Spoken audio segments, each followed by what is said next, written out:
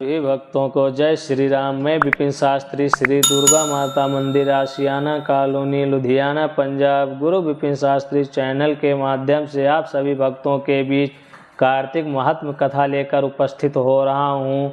26वां अध्याय। कथा श्रवण करने से पहले हम अपने गुरु महाराज इष्ट देव का ध्यान करते हैं। मंगलम भगवान विष्णु मंगलम गरुड़ध्वज मंगलम पुंडरीकाक्षां मंगलाय तनो हरि। श्री कृष्ण बोले, उज्जैन नगरी में एक धनेश्वर ब्राह्मण रहता था। वह अपने कर्मों को नहीं करता था, पापी और दुष्ट बुद्धि का था। वह उस कंबल चमड़े का व्यापार करता था और झूठ बोलता, चोरी, वैश्यागमन, सुरापान आदि करता था और इसी से वह दुखी रहता था।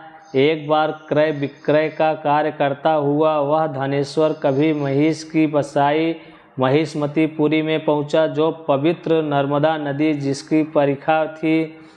वहां धनेश्वर ने कार्तिक स्नान करने वाले को देख 1 महीना निवास किया।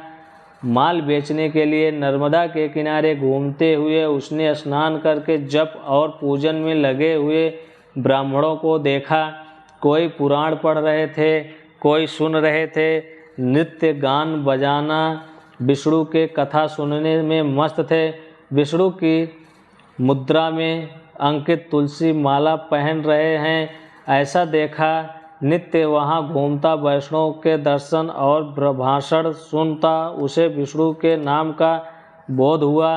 इस प्रकार महीने भर ठहर कर उसने कार्तिक के उद्यापन की विधि को भक्ति सहित भगवान के जागरण के को देखा। पूर्णमासी के दिन ब्राह्मण गौ इनका पूजन, कार्तिक स्नान किए, मनुष्यों को दिए गए भोजन दक्षिणा को देखा। फिर सायंकाल के समय मनुष्यों ने शिव जी की प्राप्ति के लिए दीपदान किया, उसको देखा। फिर पूजन आदि को देखता हुआ धनेश्वर घूम रहा था।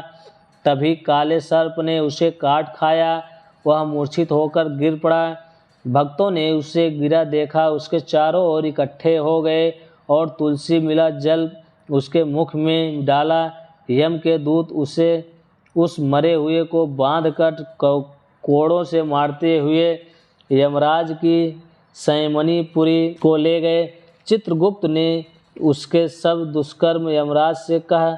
चित्रगुप्त बोला, इसने अपने जीवन में कोई सुकर्म नहीं किया, जो कहा जो जा सका। हे महाराज, ये दुष्ट पाप मूर्ति समान है, इसलिए ये नरक में रहना चाहिए।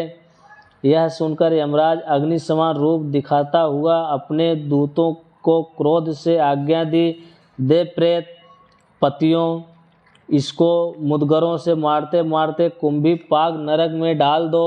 उसके डालने से अग्नि शीतल हो गई, जैसे पहले प्रहलाद को डालने से शीतल हो गई थी। तब प्रेतपति ने विस्मय युक्त हो वह सब वृतांत यमराज से कहा। यमराज प्रेतपति की बात सुन विस्मय से उनको बुलाकर विचार करने लगा। तभी वहाँ नारद जी पहुँच गए। यमराज ने उनका पूजन किया। उस धनेश्वर को देखकर नारद जी बोले, हे यमराज, यह नरक भोगने योग्य नहीं, क्योंकि इसने अंतिम समय में नरकों को दूर करने वाला कर्म किया है। इस धनेश्वर ने अनगिनत कार्तिक व्रतियों का संसर्ग किया है, इससे इसमें पूर्ण का 6ठा अंश है। श्री कृष्ण बोले।